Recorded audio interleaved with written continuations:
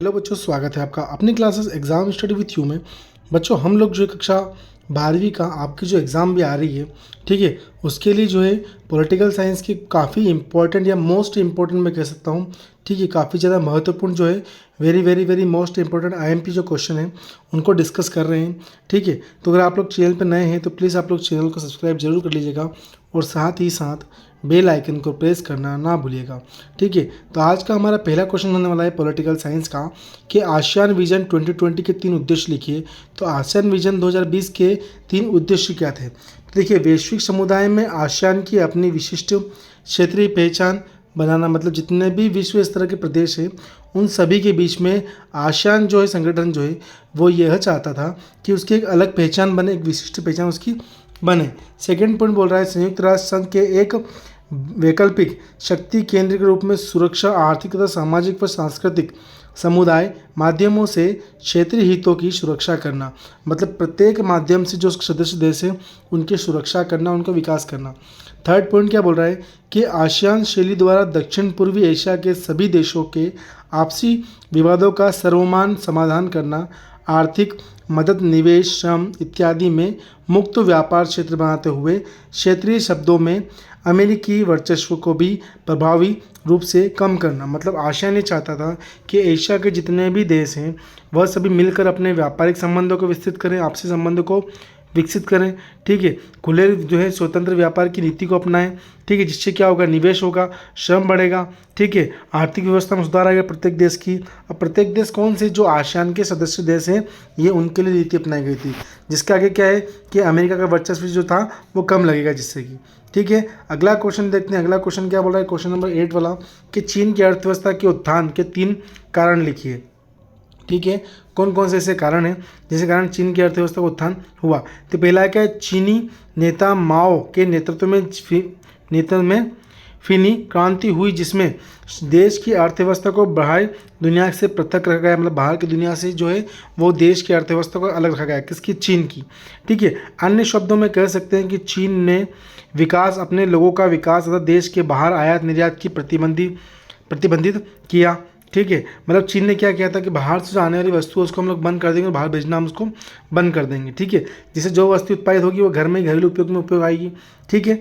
अगला क्या बोल रहा है, सेकंड वाला बोल रहा है वो कि चीन ने कृषि तथा उद्योगों का निजीकरण किया और तत्पश्चात वह विश्व व्यापार संगठन में शामिल होकर वैश्विक पहचान बनाने में सफल हुआ। मतलब उसने क्या कहा था कि जितने भी कृषि उद्योग थे उन सभी को सरकारी से हटाकर क्या करता, निजी मतलब प्राइवेट उद्योग में उनको कर दिया था, जिससे कि क्या है कि जो विश्व व्यापार संगठन है वहाँ पर जो है चीन एक भैया मान लीजिए कि बड़े व्यापारी के रूप में या बड़े देश के रूप में उभर के सामने आया था, है ना।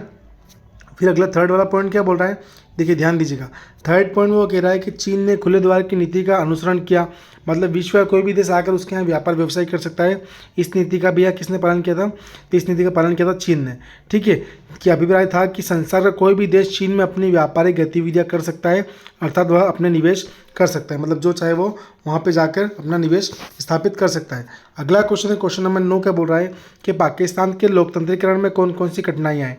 तो पाक में हमेशा सेना का प्रभुत्व रहा है, मतलब पाकिस्तान में हमेशा क्या है, सेना ही महत्वपूर्ण रही है। मतलब वहाँ की सत्ता अगर है किसी के हाथ में रहती है तो वह सेना के हाथ में रहती है, क्योंकि पाकिस्तान के लोगों का ऐसा मानना है कि उनकी दूसरे देशों सुरक्षा करने वाले जो है वही उनके एक तरह से देवता है, मतलब उनके भगवान हो गए, है ना। वहाँ जितने भी शासक हो उन्होंने लोकतंत्र के नाम पर सैन्य बलों के माध्यम से सत्ता हथियाई, पाक जनसाधारण सैन्य बलों के माध्यम से सत्ता हथियाई। मतलब पाकिस्तान के जो सैनिक है ना, सैनिक जो है, ठीक है, उन्होंने क्या करा था कि उनके बल पर जो था वो सत्ता, मतलब जो सरकार था उसको हथिया जाता, सत्ता की जो सीट है ना, जो मतलब इसको बोलते थे पद जो होता है, ओहदा जो होता है, उसको सैनिकों ने अपने कब्जे में कर लिया था। पाक जनसाधारण सैन्य शासन का समर्थन इस वजह से करता है क्योंकि उनकी सोच है कि इससे पाकिस्तान क्या है, सुरक्षा इसके किसी भी संकट में नहीं आएगा, मतलब पाकिस्तान सुरक्षित भी रहेगा और उस पर कोई संकट भी नहीं आएगा, ठीक है। इसलिए पाकिस्तान के लोग जो है वो सैनिकों को समर्थन देते हैं, ठीक है। सेकंड पॉइंट क्या है कि पाकिस्तान में लोकतांत्रिक शासन की स्थापना के लिए अंतर्राष्ट्रीय समर्थन भी नहीं मिल सका, अतः वहाँ सैनिक बलों को अपना प्रभुत्व कायम रखने हेतु बढ़ावा मिला। मतलब वहाँ पे क्या होता है पाकिस्तान में कि जो अन्य जो है संगठन जो है उनको क्या है भाई अंतर्राष्ट्रीय समर्थन नहीं मिल पाता है, जिसके कारण क्या है वो सैनिक जो वहाँ के गुट हैं वो फ़ायदा उठा जाते हैं, वो सत्ता उनके पास ही रहती है, मतलब वो जो चाहे जिसको प्रधानमंत्री जिसको राष्ट्रपति वो बना सकते हैं, ठीक है। अगला क्या है थर्ड वाला कि पाकिस्तान समाज में धर्म गुरु व भूमि स्वामी अभिजनों का अत्यधिक प्रभाव है, मतलब जो बड़े बड़े लोग हैं ना वहाँ पे उनका प्रभाव होता है, जिसके परिणाम स्वरूप पाकिस्तानी लोग सैन्य शासन को ही अपने लिए ठीक मानते हैं। मतलब अगर वहाँ पर सैनिक है तभी जो पाकिस्तान के लोग सुरक्षित अन्यथा वो सुरक्षित नहीं होंगे। ठीक है। अगला क्वेश्चन देखते हैं। क्वेश्चन नंबर 10 क्या बोल रहा है हम लोगों का। क्वेश्चन नंबर 10 बोल रहा है कि भारत श्रीलंका मध्य के मतभेदों की कोई 4 कारण लिखिए। तो पहला क्या है नागरिकता संबंधी मतभेद। अब कैसे कि नागरिकता संबंधी मतभेद में क्या आता है कि भारतीय मूल्य के तमिलों का नागरिक संबंधी विवाद भारत तथा श्रीलंका के बीच मतभेदों का प्रमुख कारण बना हुआ है। मतलब भारत और श्रीलंका के जो श्रीलंका से आए हुए शरणार्थी जो भारत में रह रहे हैं, कहाँ पर तमिलनाडु के जो जो है हम लोग बोल सकते हैं कि निचले हिस्से में जो रह रहे हैं, ठीक है, उनको क्या है भारत द्वारा नागरिकता नहीं दी जा रही है। ठीक है, एक तो ये मामला है। दूसरा क्या है कि सीमा निर्धारित संबंधी मतभेद, मतलब सीमा निर्धारित नहीं हो पाती। भारत श्रीलंका के मध्य समुद्री सीमा निर्धारण की समस्या की वजह से भी दोनों देशों में समय समय पर मतभेद उभरता रहा है ना। फिर क्या है थर्ड वाला महासागरीय मतभेद। अब महासागर का मतभेद कैसा, हिंद महासागर के नियंत्रण की समस्या को लेकर भी भारत श्रीलंका में प्रमुख वजह रही है। मतलब क्या है सीमा सुरक्षा मतभेद, समुद्र के अंदर कौन सी सीमा भारत की कौन सी श्रीलंका की, उससे संबंधित भी जो है मतभेद है।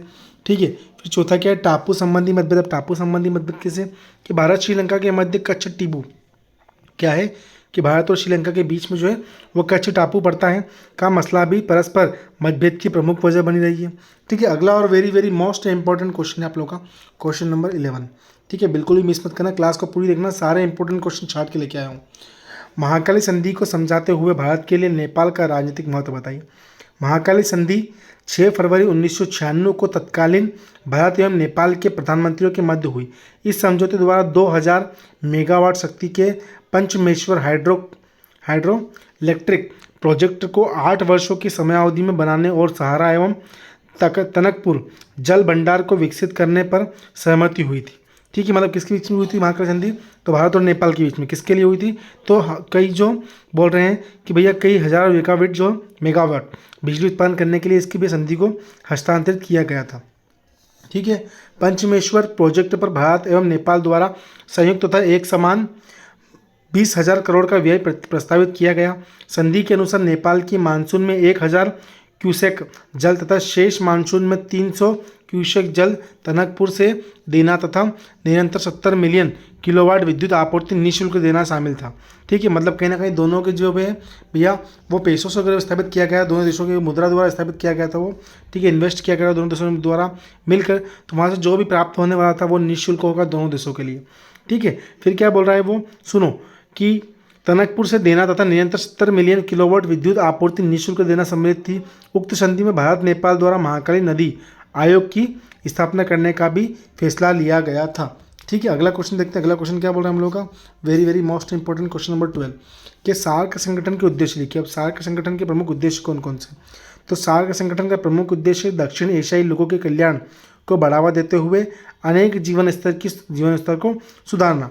ठीक है, मतलब जो सदस्य जो देश है ना उसके राष्ट्र मतलब सार्क की जो सदस्य देश है उन सभी के जीवन स्तर या जीवन शैली में सुधार लाना था पहला। दूसरा क्या है, सार्क का उद्देश्य अल्प विकसित देशों के साथ मिलकर सहयोग को और मजबूत प्रदान करना था। मतलब उसके जो सदस्य देश है जो विकसित नहीं हो पाए पूरी तरह से, ठीक है, उनके साथ मिलकर क्या है विकास कार्य करना था या उनके विकास में जो है मदद करना था, मतलब प्रगति प्रदान करना था। ठीक है। अगला थर्ड वाला क्या बोल रहा है कि सार्क संगठन परस्पर विश्वास तथा समझौते से एक दूसरे की समस्याओं को सुलझाने में सहयोग देता था। मतलब कहीं ना कहीं सार्क जो था ना उसके सदस्य देशों के बीच में क्या करता था कि जो भी समस्या उनको सुलझाने का काम वो करता था। ठीक है। फोर्थ नंबर का क्वेश्चन क्या है, सार्क संगठन एक समान उद्देश्यों के साथ अंतर्राष्ट्रीय तथा क्षेत्रीय संगठनों को सहयोग करता था। मतलब जो उसके आसपास के क्षेत्र थे ना उन सभी को सहयोग करने का काम भी कौन करता था, सार्क करता था। पांचवा क्वेश्चन क्या है, दक्षिण देशों के मध्य आत्मनिर्भरता को बढ़ावा देना तथा स्वयं को मजबूत बनाना सार्क का ही एक उद्देश्य था। ठीक है बेटा, आज की क्लास में हम लोग जो है वो जो 10 क्वेश्चन वही डिस्कस करने वाले हैं, क्योंकि आप लोग ज़्यादा लॉन्ग क्लास देखते नहीं हो, शॉर्ट क्लास देखना आप लोगों को पसंद है, तो इसलिए मैं कोशिश यही कर रहा हूँ कि आप लोगों को पूरा सिलेबस करवा दूँ जितना भी इंपॉर्टेंट क्वेश्चन आपकी वो अभी एग्जाम में आने वाला है। ठीक है, तो अगर आप लोग क्लास से पसंद आ रही हो तो प्लीज़ आप लोग क्लास को जो है लाइक जरूर कर दीजिएगा और चैनल को प्लीज़ आप लोग सब्सक्राइब जरूर कर दीजिएगा। ठीक है, थैंक यू सो